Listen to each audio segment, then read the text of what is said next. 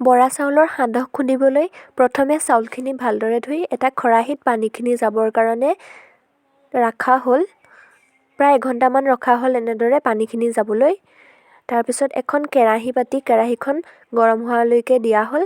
দিয়াৰ পিছতে চাউলখিনি দি দিয়া হ'ল। প্ৰায় হাতৰ মুঠিৰে এমুঠি, কাৰণ বহুত বেছি একেলগে দি দিলে ভাজ নাখায় সোনকালে। সকলোখিনি ভালদৰে ভাজিবলৈ অসুবিধা হয় আৰু কম জুইত, বহুত বেছি জুই দিব নালাগে। এনেধৰণে লৰাই ভাজি থাকিব লাগে।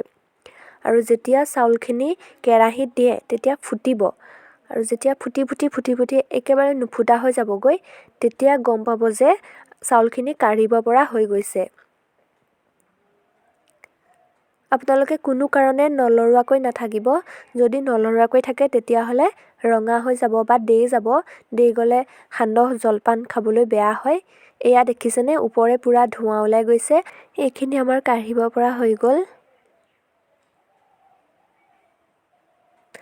প্ৰায় 10 মিনিট ভজাৰ পিছত এইখিনি দেখিছেনে, এটাও চাউল হৈ নাই। আপোনালোকে এই কথা মন কৰিব যে চাউল হৈ নাথাকে। চাউল হৈ থাকিলে সান্দহ ভাল নহ'ব। সম্পূৰ্ণৰূপে ফুটি শেষ হৈ গ'ল। এয়া মিক্সিৰ বাতি এটাত ভৰাই ল'লোঁ, খুন্দিম এতিয়া। চাব কি ধুনীয়াকৈ গুড়ি হৈ গ'ল। এয়া দেখিছেনে, কি ধুনীয়াকৈ গুড়ি হৈ গ'ল। এইখিনি দৈ, ক্ৰীম, এৱা গাখীৰ বা কলৰ লগত গুড়ৰ সৈতে খাব আৰু কিমান ভাল লাগে। আপোনালোকে যদি এই ৰেচিপিটো নাজানে তেতিয়াহ'লে কমেণ্ট কৰিব কেনেকৈ সান্দহ খায়। আৰু সান্দহৰ এটা বিশেষ পিটিকাও আছে কিন্তু।